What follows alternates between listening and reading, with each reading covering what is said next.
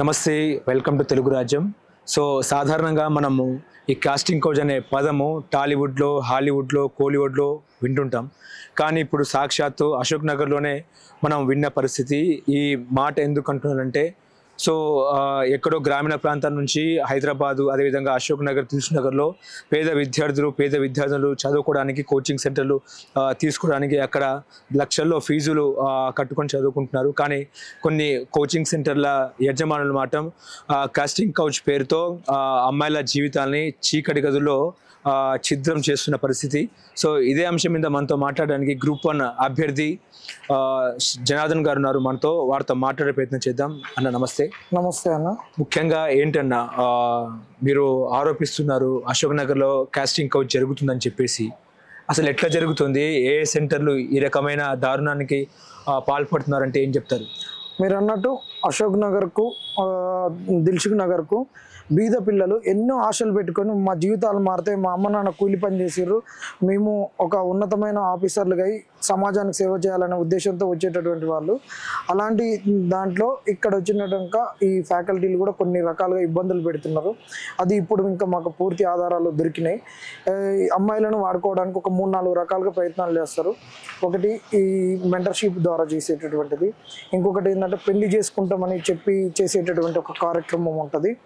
దాని తర్వాత ఒక మీకు ఏం లేదు లివింగ్ రిలేషన్ అని చెప్పి చేసేటటువంటి ఒకటి ఉంటుంది. ఇందులో మనకి ఏంటంటే, మీరు అన్నట్టు కాస్టింగ్ కౌచ్ అనేది ఎట్లనంటే, మేము మెయిన్స్కు సివిల్స్ రాసేటప్పుడు మాకు ఆన్సర్ రైటింగ్ల కొరకు చెప్పడం కొరకు అనేటటువంటి దానికి ఈ స్టూడెంట్స్ ఇట్లా వెళ్ళి మాకు ఇది చేయాలన్నప్పుడు మేము 3-4 ఇంటర్వ్యూలు చేసినాము, మా మెటీరియల్ ఉన్నాయి, మీరు మాకు కొద్దిగా ఫిజికల్గా అటాచ్ అయితే చేస్తామన్నట్టు ఇట్లా ఇబ్బందులు పెట్టి చాలా అలాంటివి ఉన్నాయి. అవి ఇంకా ఆధారాలు అనేటటువంటి ఏంటంటే ఆడపిల్లలు కాబట్టి అవి బయటికి రావట్లే, ఆ రకంగా జరిగేటటువంటి. ఇంకొకటి ఏంటంటే పెళ్లిళ్ళు చేసుకుంటామని నమ్మించి చేసేటటువంటిది ఒకటి. అలాంటి ఆధారం, బలమైన ఆధారం ఇప్పుడు బయటకు వచ్చింది. దాని తర్వాత ఇంకొకటి ఏంటంటే లివింగ్ రిలేషన్స్ అనేటట్టు అలాంటివి కూడా ఒకటి బయటికి వచ్చింది. వారు కేసు జైలుకి కూడా పోయారు. ఇప్పుడు స్పెసిఫిక్గా ఈ కేసు ద్వారా మనకు తెలిసింది ఏంటంటే పెళ్లి చేసుకుంటామని చెప్పిండు అతను యాక్చువల్గా ఫ్యాకల్టీ ఆర్సీ రెడ్డిలో చేసిండు, తర్వాత లా ఎక్సలెన్స్ తదితర ఇన్స్టిట్యూట్లలో చేసి అమ్మాయి ఇంతకుముందు లా ఎక్సలెన్స్లో కూడా తీసుకుంది, ఇప్పుడు ఆర్సీ రెడ్డిలో కూడా తీసుకుంది. ఆ ఫ్యాకల్టీ ఉండి నేను పెళ్లి చేసుకుంటానని చెప్పిండు. చేసుకుంటానే అమ్మాయిని వాడుకున్నాడు. ఆమె అమ్మాయి కేసు పెట్టింది. 370 ఈ సిఆర్పిసి అట్రాక్ట్ అయింది, 420 అట్రాక్ట్ అయింది. ఆయన స్టే తెచ్చుకున్నాడు. ఆయన మీద ఇంకా లీగల్ ప్రొసీడింగ్స్ ఏవి జరగొద్దు అని చెప్పేసి. దాంట్లో ఆయన ఏం చెప్పి, నేను స్టూడెంట్ అని చెప్పి తెచ్చుకున్నాడు. ఆయన ఫ్యాకల్టీ కొన్ని లక్షలు నెలకు ఒక ఇన్స్టిట్యూట్లో 3 లక్షలు, ఒక ఇన్స్టిట్యూట్లో మంచిగా అట్లా డ్రా చేస్తున్నాడు. ఒక ఫ్యాకల్టీ ఉండి స్టూడెంట్ అని చెప్పడం ఏంటి? చాలా ఇబ్బంది కదా. ఆయన ఇప్పుడు ఆయన పిటిషన్లోనే చూడండి, ఎఫ్ఐఆర్ కాపీలో ఇక్కడ స్టూడెంట్ అని ఉంటుంది. ఇంకా ఆయనకు వచ్చినటువంటి స్టే పిటిషన్లో వచ్చేసరికి ఆయన ఇక్కడనేమో ఎఫ్ఐఆర్లోనేమో ఫ్యాకల్టీ అని ఉంటుంది, టీచర్ అని ఉంటుంది. స్టే పిటిషన్కి వచ్చేసరికి ఇక్కడ స్టూడెంట్ అని ఉంటుంది అనమాట. ఆక్యుపేషన్ స్టూడెంట్ అని ఉంటుంది ఇది. సో ఎఫ్ఐఆర్లోనేమో ఫ్యాకల్టీ, స్టే వస్తుంది. ఎఫ్ఐఆర్ అక్కడ ఉన్నటువంటి పోలీస్ స్టేషన్ గాంధీనగర్ పిఎస్ కాడికి వస్తుంది కాబట్టి గాంధీనగర్ పిఎస్లో చేసిర్రు, అయిపోయింది. ఆయన స్టే తెచ్చుకున్నాడు, ఇంకేం జరగొద్దని. ఇక్కడ మా యొక్క బలమైనటువంటి పోరాటం ఏంటంటే, ఇలా జరగకుండా చాలా చీకటి కోణంగా జరుగుతున్నాయి. ఇప్పుడు కాస్టింగ్ కౌచ్ అనే దానికి మనము బలంగా ఆధారాలను నొత్తి రాలేకపోతున్నారు ఆడపిల్లలు. ఎందుకంటే జీవితాలు ఆగమవుతాయి. వాళ్ళు ఉన్న ఉద్యోగాలు వదిలిపెట్టుకొని వచ్చాడు చదువుకుంటారు. ఇంకొకటి పెళ్ళిళ్ళు చేసుకొని ఏదో జీవితాలు మారుతాయి, చిన్న చిత్క బతుకులతోటి మా ఆయన ఏదో ప్రైవేట్ ఉద్యోగం చేస్తున్నాడు ఒకటి, ఇంకోటి పెళ్ళిళ్ళు కాకుండా వాళ్ళు ఉంటారు. ఇలాంటి వాటిలలో వీళ్ళు ఏంటంటే అమ్మాయిలు కూడా కొద్దిగా అట్రాక్ట్ అవ్వడం అనేటువంటి వీళ్ళది కూడా తప్పే. ఫ్యాకల్టీలు అమ్మాయిలు అట్రాక్ట్ అయిన ఫ్యాకల్టీలు కూడా చాలా జాగ్రత్తగా ఉండాలి. ఎందుకంటే వాళ్ళను రేపు సమాజంలో ఒక మంచి పౌరులుగా సేవ అందించడానికి, ఈ సమాజాన్ని మార్చడానికి పోయేటటువంటి వాళ్ళు. ఈరోజు రాజకీయ వ్యవస్థ భ్రష్టు పట్టినా కానీ ఈరోజు ఒక స్టీల్ ఫ్రేమ్గా ఉన్నటువంటి ఒక ఎగ్జిక్యూటివ్ అనేటటువంటిది స్ట్రాంగ్ ఉంటేనే ఇది బాగుంటుంది. ఈరోజు ఇంత యుద్ధం జరుగుతున్న మనం ఇంత స్ట్రాంగ్ ఎందుకు ఉండగలిగినాం? అక్కడ ఉన్నటువంటి ఎగ్జిక్యూటివ్ సిస్టమ్ అనేది మన ఇండియాలో ఒక స్టీల్ ఫ్రేమ్ గట్టిగా ఉన్నది కాబట్టి. అట్లా వీళ్ళని చేయాల్సిన కాళ్ళని వీళ్ళని వాళ్ళు వాడుకోవడానికి చేయడం అనేది చాలా దుర్మార్గం. ఈ అమ్మాయి ద్వారా, ఈ అమ్మాయి ఏదైతే ప్రేమించినామో పెళ్లి చేసుకున్నామని చెప్పి వచ్చిండో, అతను 370 పార్టీ ద్వారా మేమేం ఇద్దరం ఇష్టపూర్వకంగా కలిసినాము. మరి ఇష్టపూర్వకంగా కలిసినప్పుడు మరి పెళ్లి ఎందుకు చేసుకోవట్లేదు? అమ్మాయిని పెళ్లి చేసుకోవాలి కదా, మరి మోసం చేయడం తప్పు కదా. ఇట్లా ఇట్లా ఎంతమందిని మోసం చేస్తారు? ఇప్పటికే చాలా ఇట్లా వెళ్ళిపోయినాయి. ఇట్లా చాలా మంది ఫ్యాకల్టీలు వాళ్ళు 30 లక్షలు, ఒకళ్ళు 40 లక్షలు చేసిర్రు, కొంతమంది జైలు వేయించారు. ఇట్లా వదిలిపెట్టకుండా పోతే ఇది ఒక ఇష్టం వచ్చినట్టు పోతుంది. కానీ మేము మాట్లాడుతుంటే కూడా కొంతమంది అనుకోవచ్చు, అరే ఈడేంద్రాబాయ్ ఇట్లా మాట్లాడుతున్నాడు, పేరెంట్స్ ఎవరిని పంపిస్తారు అశోక్ నగర్కి ఇట్లా మాట్లాడితే ఇక్కడ అనుకోవచ్చు. మరి అట్లా అని చెప్పేసి రావాలని చెప్పేసి వాళ్ళు అశోక్ నగర్కి రావాలని చెప్పేసి వాస్తవాలను అయితే మనం కప్పిపుచ్చలేం కదా. ఇవాళ ర్యాంకులు రావాలని చెప్పేసి శ్రీ చైతన్య నారాయణలో చిన్నపిల్లలకు జరుగుతున్నటువంటి ఒత్తిడి వల్ల చనిపోయే మరణాలను మనం బయటికి తీయకుండా ఉండలేం కదా. అట్లనే ఇది కూడా అంతే అనుకోవాలి. అందుకే 100%గా మేము చెప్పేది ఏంటంటే మా పోరాటం ఇలాంటి ఆగిపోవాలి. అశోక్ నగర్లే కాదు, అన్ని కోచింగ్ సెంటర్లలో ఈ మధ్య కాలంలో బాగా అయిపోయింది. ఎస్ఐ కానిస్టేబుల్ అయిన డిఎస్సీలో అన్నిటిలలో ఉన్నాయి. ఇది ఎక్కడున్నా కానీ ఆగిపోవాలి. ఈ ఫ్యాకల్టీలు చేసిన డైరెక్టర్లు కూడా వీటికి అడ్డుకట్టేయాలని మేము కోరుకుంటున్నాం. నాకు మీరు చెప్తుంటేనే నాకు ఆశ్చర్యకరంగా ఉన్న పరిస్థితి. నార్మల్గా మనం సినిమాలలో వింటుంటాం కాస్టింగ్ కోచ్ అని, కొంతమంది బాధితులు బయటకు వస్తూ ఉంటారు. అలాంటిది మీరు ఏకంగా విద్యా సంస్థలలో కూడా కాస్టింగ్ కౌచ్ అనే మాట చెప్తుంటే నాకు నమ్మశక్యం కాని పరిస్థితి.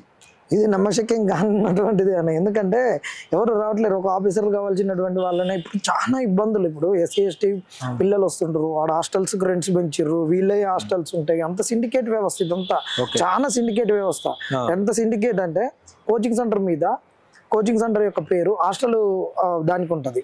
హాస్టల్ది ఇప్పుడు అక్కడ శ్రీ సాయి హాస్టల్ అనుకో, దాని పక్కన విజయను, లేకుంటే ఏకేఎస్ అను, లేకుంటే ఆర్సీ రెడ్డి అను, తర్వాత అమింగోస్ అను, లేకుంటే సిఎస్బి అను, లేకుంటే ఏకేఎంఐఎస్ అను, ఇలా అన్ని రకాల ఇన్స్టిట్యూట్ల పేర్లతోటి ఇవన్నీ ఉంటాయి. ఇలా ఇన్స్టిట్యూట్లు, హాస్టల్ అన్ని సిండికేట్ అయిపోయినాయి. ఇలా ఇన్స్టిట్యూట్లలో ఫీజులు లక్షలలోకి వెళ్ళిపోయింది. హాస్టళ్లలో ఫీజులు 10,000, 16,000, 17,000 వచ్చింది. అలాంటి పిల్లలు బీదోళ్ళకి వచ్చిన కాడ వీళ్ళ యొక్క ఆర్థిక బలహీనతలు వీటన్నిటిని అనువుగా తీసుకొని వీళ్ళు వాడుకోవడం అనేటివి జరుగుతున్నాయి. ఇది మధ్యకాలంలో ఎక్కువైంది కాబట్టి ఇది అంతమైపోవాలి. ఇది ఒక పెన వేసుకొని పోకూడదు అనేటువంటి మా ఉద్దేశం. ఏదున్నా మార్పు అనేది రావాలి ఖచ్చితంగా. ఇది అంతమొందాలనేటువంటి మా లక్ష్యం. పేరెంట్స్ని ఏదో ఇబ్బంది పెడుతుందో ఏదని కాదు, వాస్తవాలు తెలుసుకోవాలి, ఆ వాస్తవాలు బయటికి పోవాలనేటువంటిది ఏకైక లక్ష్యం. అంటే బాధితులు మీ దగ్గరకు వచ్చి ఈ సమస్య గురించి చెప్పారా? మీకు చెప్పిర్రు?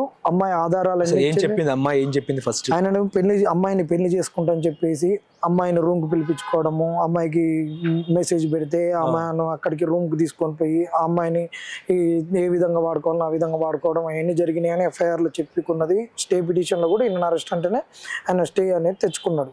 అమ్మాయి వచ్చి అన్ని ఆధారాలు, ఐడి కార్డు అన్నీ ఇచ్చింది కాబట్టి ఆర్సిరెడ్డి ఫైల్లో నేను చదువుకున్నా, అంతకుముందు లా ఎక్సలెన్స్లో ఉండే, ఈయన ఫ్యాకల్టీ కాదని చెప్పిండు, స్టే పిటిషన్లో స్టూడెంట్ అని చెప్పిండు. మరి స్టూడెంట్ ఎట్లయితే నువ్వు ఫ్యాకల్టీగా ఉండి 3-4 ఇన్స్టిట్యూట్లలో చేసుకుంటూ తప్పు కదా. అందుకే ఇప్పుడు వచ్చి అడిగినాం. ఎందుకు ఇప్పుడు మేము స్పెసిఫిక్గా అడగాల్సి వచ్చిందంటే, నువ్వు ఫ్యాకల్టీ ఉంటే స్టూడెంట్ అని చెప్పి తప్పుడుగా చెప్పేసి స్టే తెచ్చుకున్నావు. ఇట్లా అయిపోయినాక రేపు చేసేటటువంటి అమ్మాయిలు కూడా నీకు ఆధారం ఏముంది? రేపు నువ్వు మన ఇద్దరం మ్యూచువల్గా అండర్స్టాండింగ్ తోటి చేసుకున్నావు, అమ్మాయి ఈ రోజు నాకు నచ్చకేదో చేసింది, నా పరువు తీయాలని చెప్తుంది, నన్ను బ్లాక్మెయిల్ చేసిందని చెప్పరా? ఇలా కోర్టుకి ఇచ్చినటువంటి ఇచ్చినప్పుడు రేపు వ్యక్తిగత ఇంకొకరికి నష్టం జరిగినప్పుడు చెప్పినప్పుడు అయితే ఇట్లనే చెప్తారు కదా. అప్పుడు వాళ్ళకు ఎవరు పాపం కోలివింగ్ వ్యవస్థ ఉందా అక్కడ అశోక్ నగర్లో?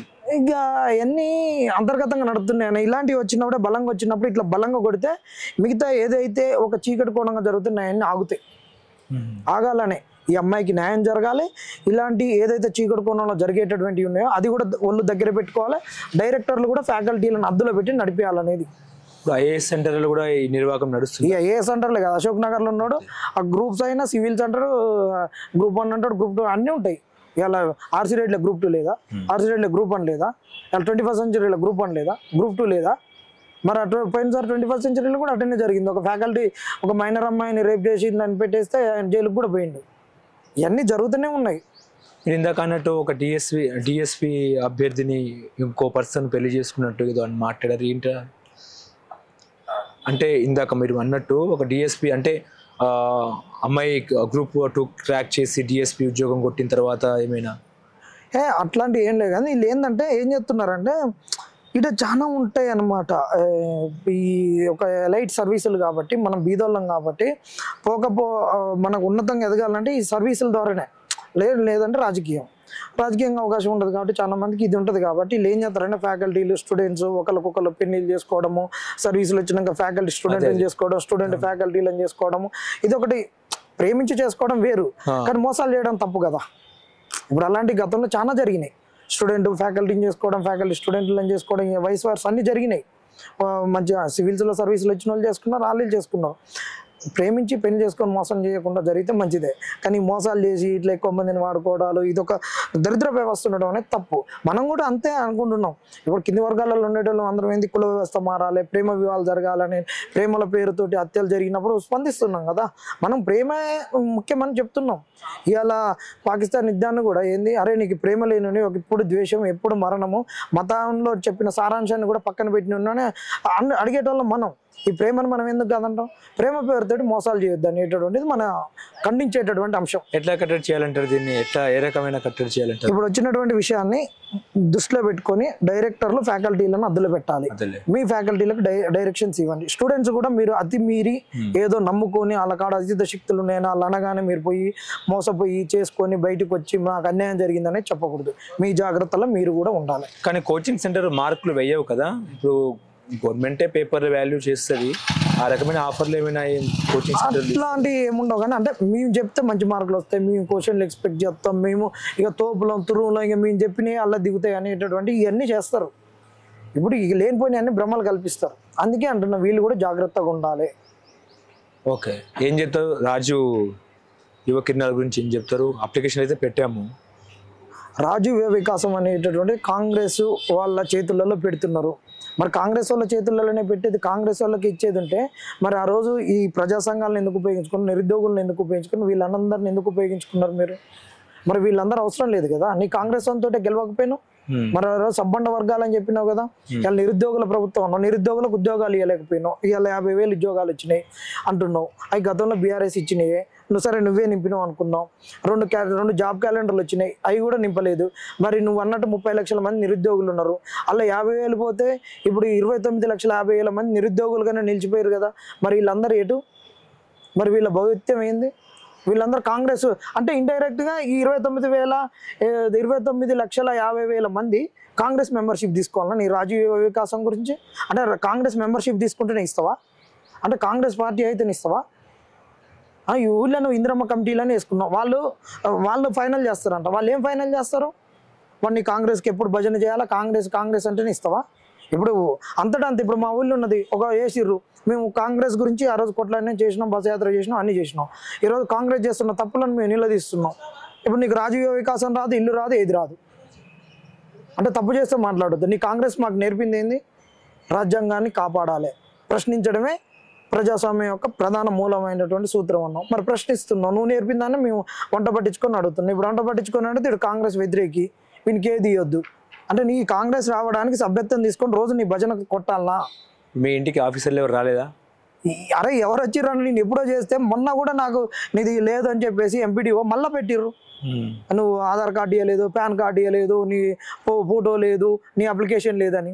మరి మీరు ఎందుకు ప్రశ్నిస్తారు మరి కాంగ్రెస్ పార్టీని? అరే ప్రశ్నించకుండా ఏం చేస్తాను చెప్పు? అంటే తప్పు చేస్తే అడగొద్దా? అంటే ఇప్పుడు మన ఇంట్లో మన అయ్యే తప్పు చేస్తే అడుగుతాం, మనం తప్పు చేస్తే అయ్యే అడుగుతాడు. మరి ప్రభుత్వం ఏ తప్పు చేయకుండా పోతుందా చెప్పు? మరి మాకు 2 లక్షల ఉద్యోగాలు ఇస్తున్నాం, ఇవ్వలేదు. నిరుద్యోగ వృత్తి ఇస్తున్నాం, ఇవ్వలేదు. మీకు నిరుద్యోగులకు ఉద్యోగాలు రాని వాళ్ళకు స్వయం ఉపాధి కల్పిస్తున్నాం. ఆ రోజు అసలు 5 లక్షల వడ్డీ లేని రుణాలు ఇస్తున్నాం.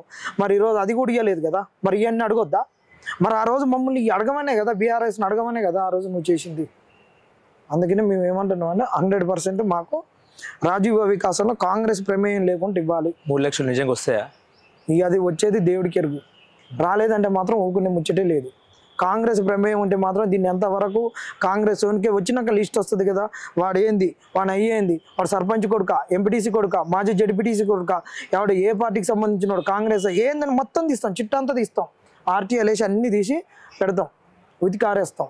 మేము ఏమంటున్నాం అంటే సమాజంలో మార్పు రావాలా. బీదోడు వాడు వచ్చిన రాజ్యాంగం ఇచ్చినటువంటి ఓటు హక్కును, కాన్స్టిట్యూషనల్ రైట్ని ఎట్టన్నా ఉపయోగించడం. నీ కాంగ్రెస్ పార్టీకి వేయాలని ఏముంది నీకు? వాడిని బీదోని నువ్వు మంచిగా మార్చడమే కదా.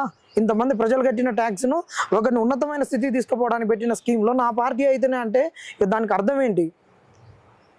ఇక నువ్వు రాజ్యాంగాన్ని ఏం కాపాడుతున్నట్టు నువ్వు రాహుల్ గాంధీ రాజ్యాంగాన్ని పట్టుకొని తిరగడంలో అంతరార్థం ఏంటనేది మేము నిలదీస్తున్నాం. పార్టీలకు అతీతంగా ఇవ్వాలి, బీదోన్ని మంచిగా మార్చాలి.